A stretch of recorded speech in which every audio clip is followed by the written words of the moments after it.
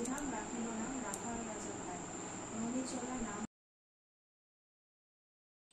Guys, welcome back to my channel Riya story and welcome my new another blog. Guys আজকে জন্মাষ্টমী, তাই আমার তরফ থেকে সকলকে শুভ জন্মাষ্টমী জানিয়ে আমি আজকে ভিডিওটা শুরু করছি। আর তোমরা যারা প্রতিনিয়ত আমার ভিডিও দেখো তারা অবশ্যই দেখে থাকবে, আগের বছর আমাদের একটা ছোট গোপাল সোনা আনা হয়েছে। তো আমরা জন্মাষ্টমী উপলক্ষে ছোট গোপাল সোনার জন্য কি কি করব আজকে সেই সবকিছুই নিয়ে থাকবে আজকের এই ভিডিওটা। তো চলো দেখতে থাকো, সঙ্গে থাকো। জন্মাষ্টমীর আগের দিন বাজারে গেছিলাম গোপাল সোনার জন্য কিছু জিনিস আনতে, কিন্তু আমাদের এখানে বৃষ্টি হচ্ছিল বলে সেটা তোমাদের সাথে শেয়ার করতে পারিনি। তো বাজার থেকে কি কি এনেছি সেটাই তোমাদের সাথে এখন শেয়ার করছি। তো এনেছিলাম গোপালের জন্য একটা ড্রেস, আর ড্রেসটা কেমন হয়েছে তোমরা কিন্তু কমেন্ট করে জানিও। আর এনেছি একটা পালক,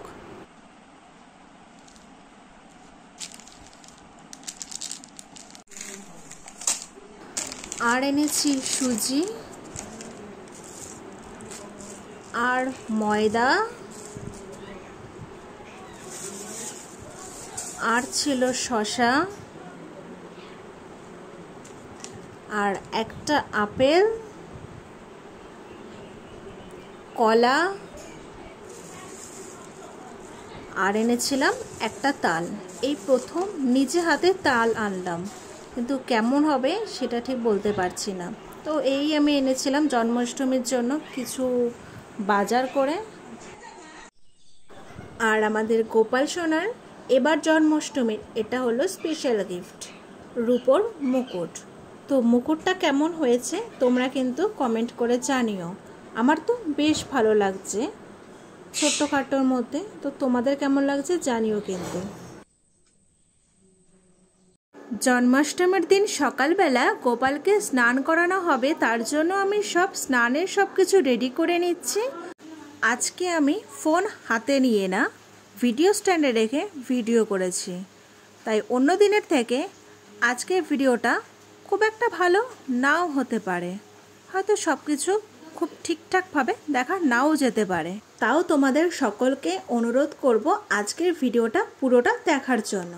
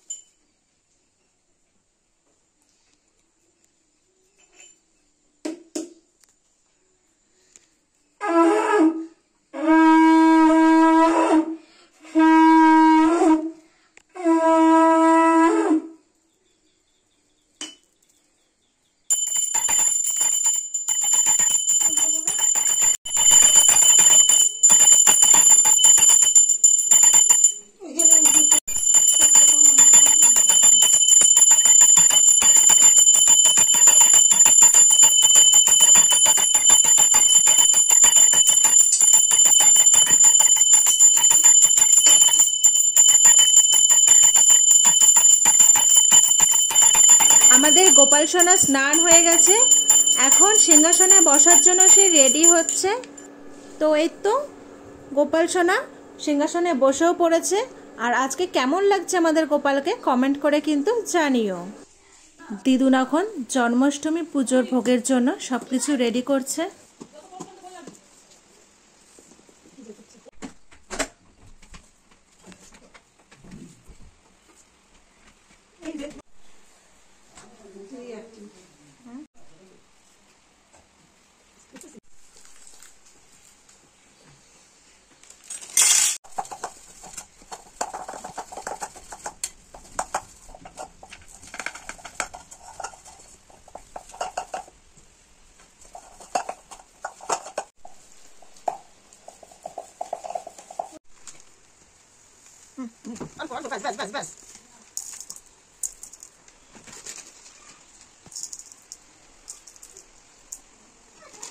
बस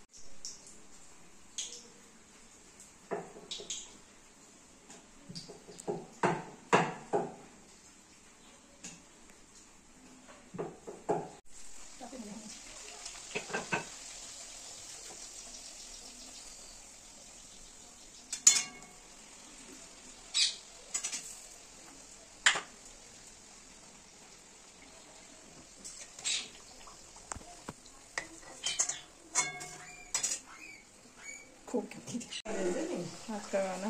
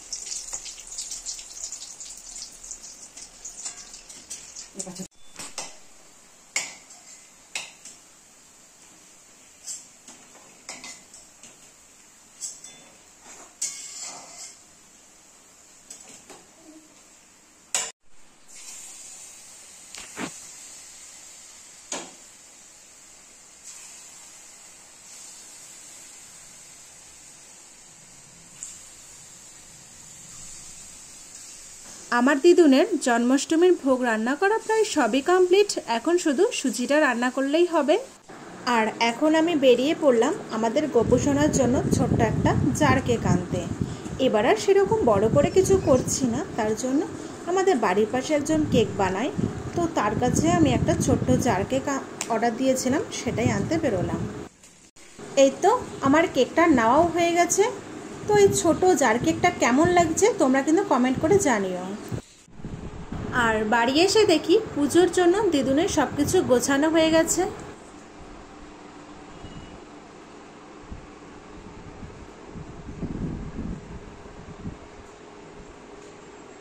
দিদুন পুজো করতেও বসে গেছে।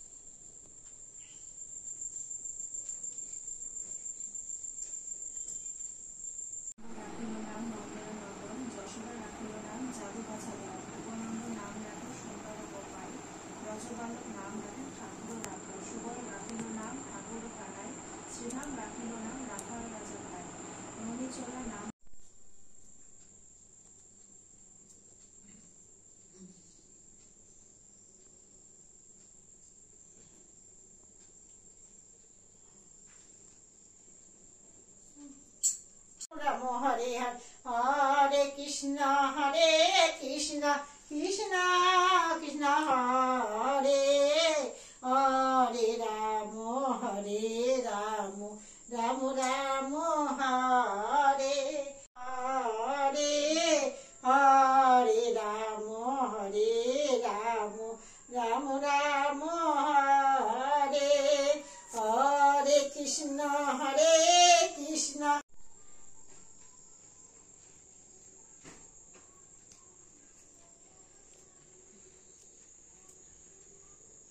আমি আর দিদুন দুজনে মিলে এবছরের জন্মাষ্টমী পুজো কমপ্লিট করলাম, আর তারপরে প্রসাদ খেতে বসেছি। আর প্রসাদে ছিল শসা, তালের বড়া, মালপোয়া, লুচি, সুজি আর কেক। জন্মাষ্টমীর পরের দিন এখন গোপালকে নন্দোৎসবের ভোগ দেওয়া হবে, তার জন্য গোপাল রেডি হয়ে গেছে। আর এদিকে দিদুন নন্দোৎসবের ভোগ রেডি করছে। আগেই বলেছিলাম এবার আমাদের খুব একটা বড় করে জন্মাষ্টমী হচ্ছে না, তাই এবার ওই চিড়ে, দই, 5 রকমের মিষ্টি দিয়েই নন্দোৎসবের ভোগ দেওয়া হবে।